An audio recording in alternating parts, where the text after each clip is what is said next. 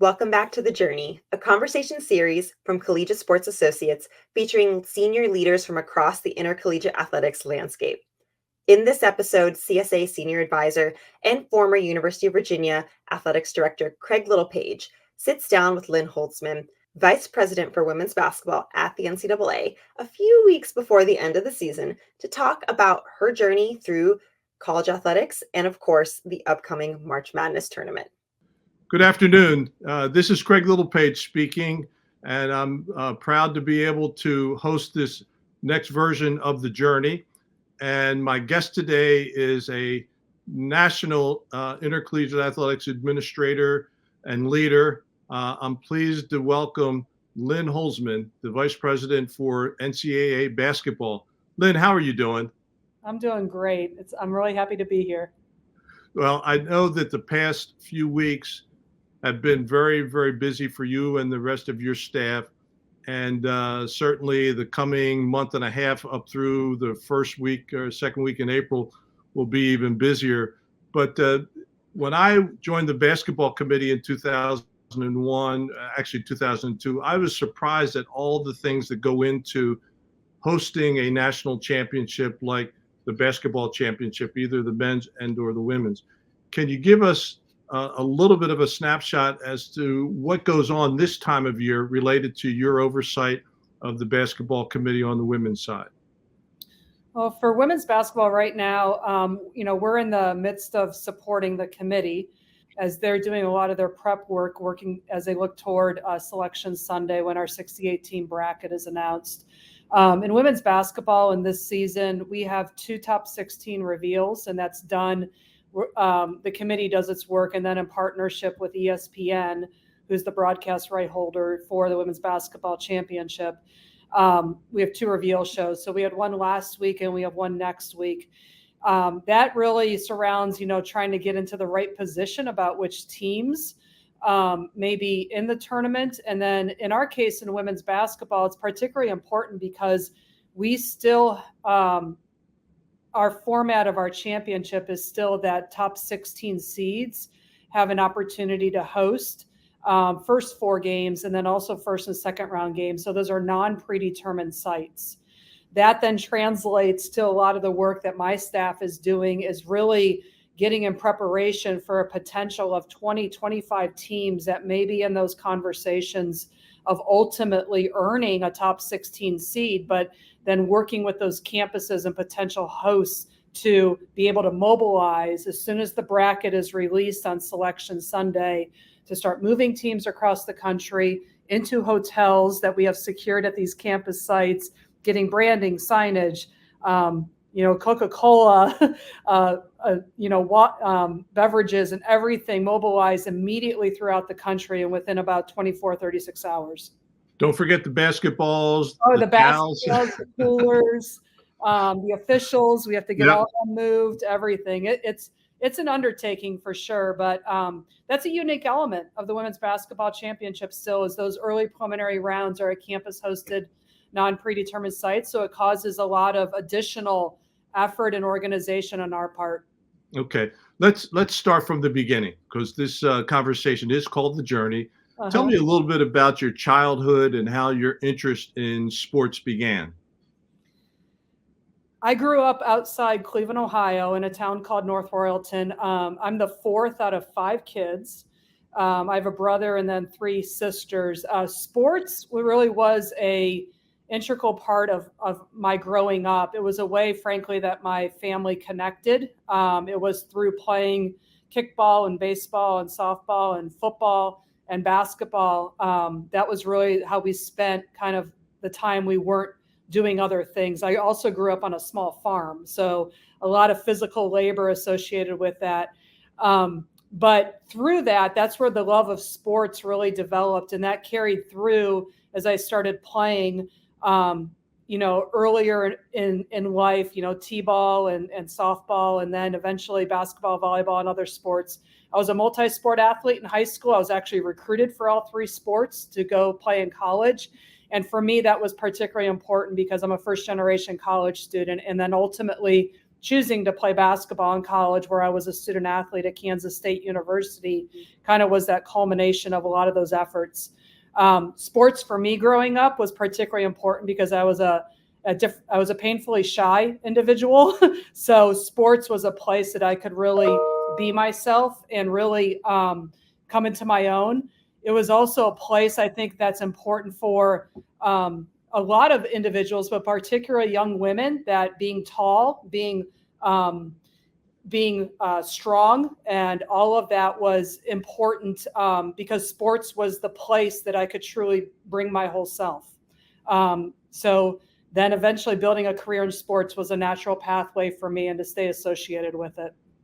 So who were some of the people that influenced your interest in sports, both at that point in your early childhood and now as a professional?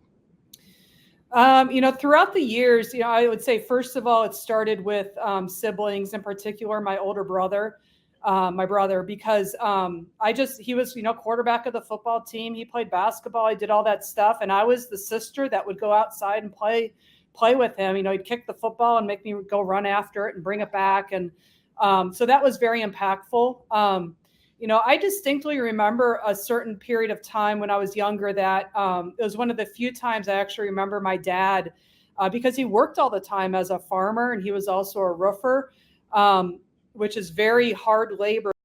It was only like once or twice growing up that he actually came outside and played basketball with me when I was shooting. And I grew up on a small farm, so I'm not exaggerating when I say it was a dirt court.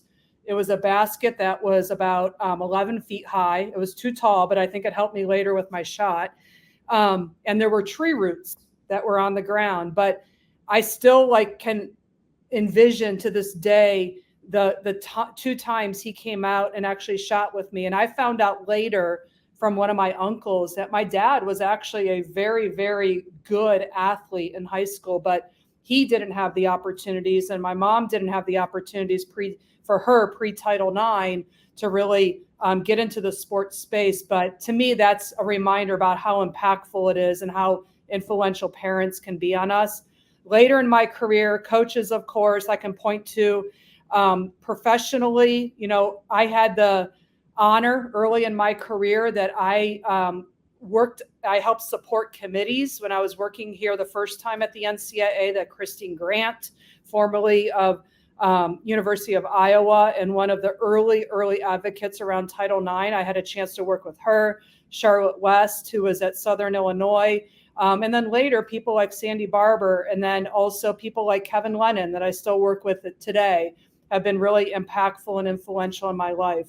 From the point of being a female athlete, I remember seeing one time a year that women's basketball was on TV, and that was for the championship game. And I remember seeing Cheryl Miller and USC play, and I had a chance to actually meet her last year. And that was really emotional for me to see, to recall what limited exposure I had to actually really believe and to see what I could be, or women's basketball or women's sports could be, to where we are today, was to meet that icon. All right. So you mentioned playing basketball at Kansas State University. I did a little bit of research. Was it number 13 that you wore? It was in college. My high school number was not available. Okay. So here's my question about your Kansas State days. What was the opponent's scouting report on you as a player? Ooh. I've learned about this because some of the coaches I played against have since told me what they remember. Seal Berry at Colorado told me this when she coached at Colorado. I morphed in college. The role I played really was into being a physical defender and assigned screener, if you will, and rebounder, which was completely a 180 from what the type of player I was in high school. I was very much an offensive minded. I averaged in high school about 28 points a game. And when I got to college, I was told, if you want to play, this is what we need you to do. So scouting report was physical player. And that was in the old Big 8. It was a pretty physical conference at the time, for sure. But that was the scouting report. So we share a lot in terms of what the scouting report would have been like. I had the same kind of role, inbounding the ball, screening out, setting screens, Yep. and occasionally, as the center on the team, I was asked to actually advance the ball, which was an anomaly, but that's a story in and of itself. But Yeah. anyway, as you look at your life and your career, if you hadn't gotten into intercollegiate athletics, what kind of career do you think that you would have pursued? I absolutely know that it still would have involved sports in some way. Again, sports was so transformational for me in my life. It is part of the fabric of who I am. I think if I wasn't working in college athletics, it would be in the youth sports space, probably a center focused around youth sport participation. There are such important periods of time in young people's lives that having that type of safe environment to play, to be physically active, the growth and development of the individuals, and to have a space, I would absolutely want to be in that space if I wasn't working, doing what I am now. Okay. So you came to the NCAA, you went to the West Coast Conference, you came back to the NCAA. What were the factors that, first of all, helped you land at the NCAA the first time around? The first time around, it really was, it was part and parcel to me having, after Kansas State and getting my undergrad degrees, I went to the University of North Carolina, Chapel Hill, and I was working on a sports administration degree. And while doing that, I became aware and was encouraged to apply for an internship, postgraduate internship at the NCAA. And that was my entree point to the national office, was that internship program. I started at the national office as a post-grad intern, and that was when the national office was in Kansas City.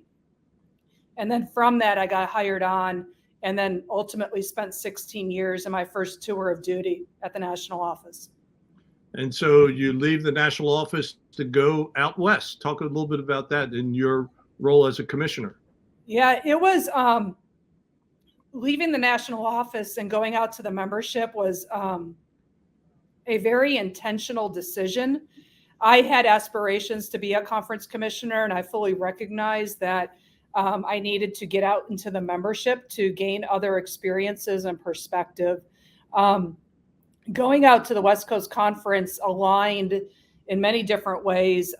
First, there was personal value alignment with that conference and the schools that were in that conference.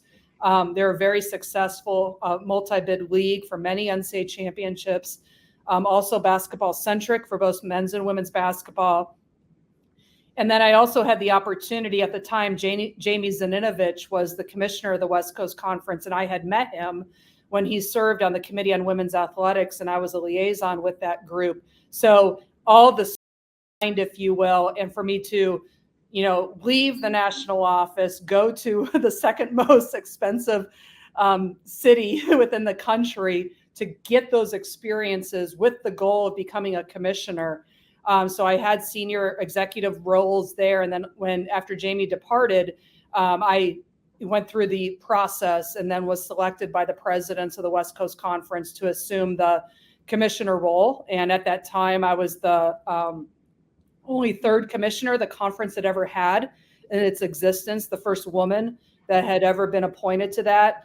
And also, when I was appointed to that position, it was the first, there were only 9 female commissioners out of 32 in Division I, which was something that I really shouldered that responsibility and fully embraced that role.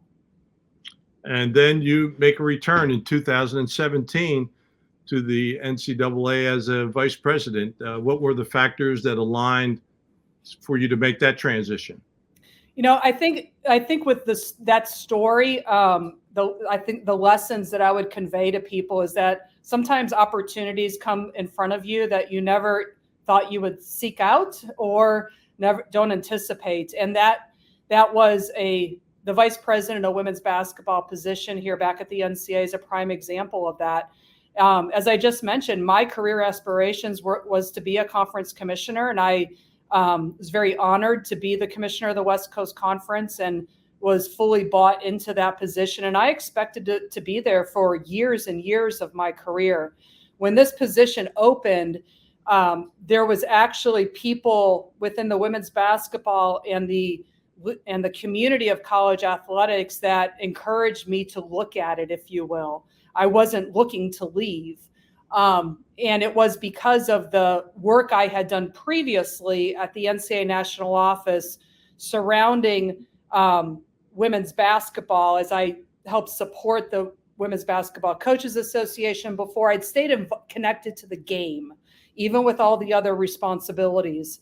And so when you kind of put that all together in a package, what I had done previously, what I had learned and got involved in being a conference commissioner that ranged from broadcast agreements to multi-marketing rights to continuing to navigate the complexities of the NCAA, strategic planning, executive leadership, all of that positioned me for going through the process and then being appointed as the Vice President of Women's Basketball. I would also emphasize, for me, this position was more about a calling and a way to give back to a sport that transformed my life. And I felt it was important that I could really give back to a sport and help mold and shape it for what it's going to look like. It was going to look like for the next 10 to 20 years. And lo and behold, we've experienced that over the course of the last 6 years. So who knew everything that we were going to go through the past 6 years? So you've talked a little bit about your portfolio, both in our introductory conversation as well as in that answer. But is there anything that you have encountered as the VP that surprised you, that you just weren't expecting? Obviously, COVID is probably the most obvious thing, but anything from an operational standpoint or management standpoint? Just about every day. It's, prior to COVID, if I were asked that question, I would probably point to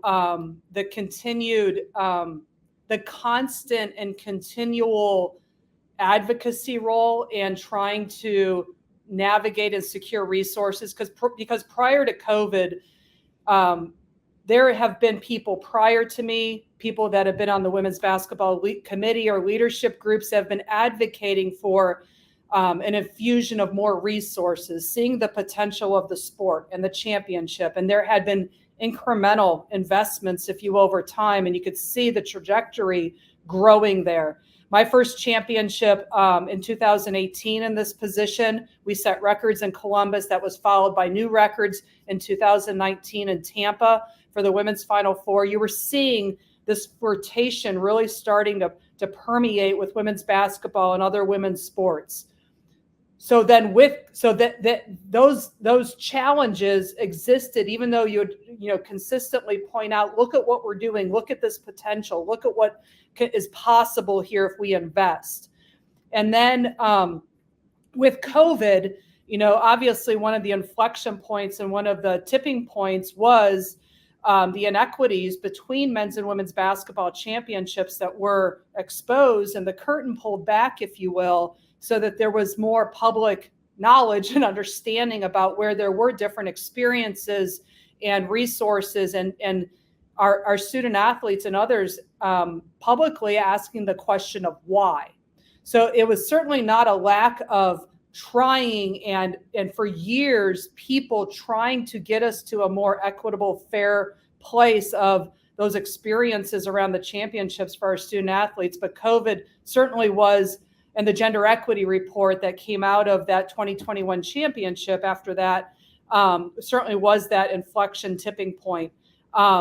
So and now as we move into, more of the current state and everything, there continue to be challenges every day. I mean, right now, I can even point to, with all the success we've seen in recent championships, this season, everything, there still feels as though in some spaces, there's still an undertone of, oh, it's just kind of a blip on the screen. Can women's sports or women's basketball really sustain this? Should we continue to invest at this level? Are we going to really realize the potential? So instead of having the attitude of being opportunistic, if you will, it still is prove yourself. It's a constant proving of yourself. Last year certainly was a tremendous year for women's basketball. and the women's basketball championship in particular. From your point of view, why do we see the unprecedented success in the 2023 Final Four? And are you seeing a carryover in this season, in this year's regular season for women's basketball?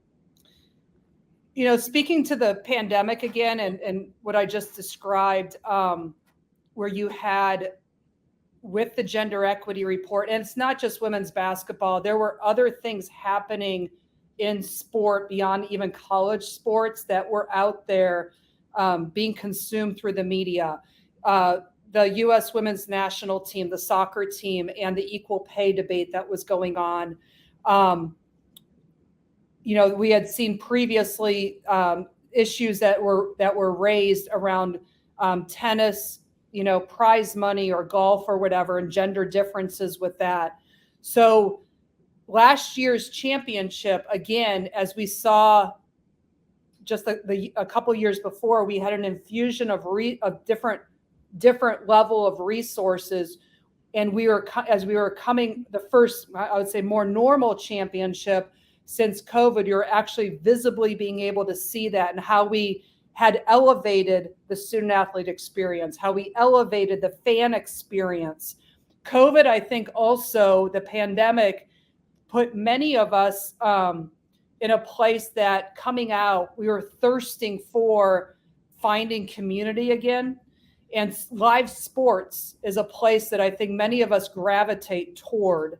And we've seen some of that where we see the data around, especially these last, I would say, 12 to 18 months, where with premier elite sporting events, the attendance, you know, being better than ever, the corporate sponsor interest and involvement more than ever, how broadcast entities and platforms have responded to all of that. So women's basketball, as part of living that kind of dynamic and all those influencers, we're seeing the fruits of that labor. And let me couple that with, in women's basketball, because of all of that, there is now greater exposure that allows storylines of our student athletes to lead the way, and the storylines of our programs and our coaches. So it really is where fans can connect differently and really connect with those players. And to have that also with an elevated caliber of play on the court, we've seen in women's basketball, the competitive parity and depth is better than it's ever been. So games are fun and exciting, and people know the players. And a lot of that comes from the fact that we had to work to get the more exposure. We needed the resources to provide the elevated fan experiences that fans expect for elite sporting events. And we're seeing the responses to all of that. This season has, I mean, I don't think anyone scripted the way this season would unfold, where we have Tara Vanderveer setting an all-time, wins record. We have the Caitlin Clark stories. We have a phenomenal freshman class in women's basketball. So we know we're highly confident about the next generation that's coming. We have the only remaining undefeated team in South Carolina right now. And those are just to name a few. And I do not want to leave anyone out, but there's not enough time to talk about all the great things that are happening with women's basketball this season. I fully anticipate this is all going to lead us into a great championship. And I have no idea who's going to be lifting that trophy on Championship Sunday. And I have a question for you about that in just a second, but what advice would you offer to aspiring athletic administrators? And the second part to that, what qualities do you look for when you're hiring senior level staff? You know, for aspiring athletic administrators, a couple things that I would point out is, and I referenced this earlier, I think it's important is to take time and really learn yourself. And there's two things I would point to. Earlier, I mentioned values. I think that's particularly important so that you can find a place that you're going to be happy with, because there is that alignment of what really drives you and you find important. Integrity and teamwork and collaboration and diversity and those kinds of things. So those are some things that I would use to describe myself. And that's the places I've worked have aligned with that. And I think for also administrators to find ways to diversify your experiences and your background. When I reflect back early in my career, I wish I would have done that a little bit more. I was kind of on a path, and you blink and all of a sudden 10 years have passed, and not diversifying, which means potentially going out to the membership earlier in my career, or not getting out of the regulatory realm that I was primarily working in the time, because I found after those 7-8 years, I was being labeled more so as this is just who you are, not you could also do all this. So I left. And then the last thing is that you have to find ways to push yourself outside your comfort zone. As I said earlier, my natural inclination is to be more introverted. It's to be quieter and everything, but yet leadership often you're expected or you're demanded to do some things differently. And as you move through the different levels and everything, knowing yourself, when you have how you need to get yourself ready for different situations. And then as we look to hire people for our team and everything, working in sports, I think, is often representative of being on a team, and it's being able to serve many different roles. It's the attitude that you come in every day. It's the energy. It's a given, the experiences, and it's a given when we're hiring, especially for higher level positions, that the experiences you're bringing to the table are going to help you get the functions of the job done. But it is everything about the soft skills beyond that. And because the question comes down to that at 2:00 in the morning, when you're closing down the arena and everything's done, who do you want to carry boxes with? Interesting. You've seen all of college basketball's top coaches on the women's side. What are the qualities that you believe help in the development of a premier head basketball coach?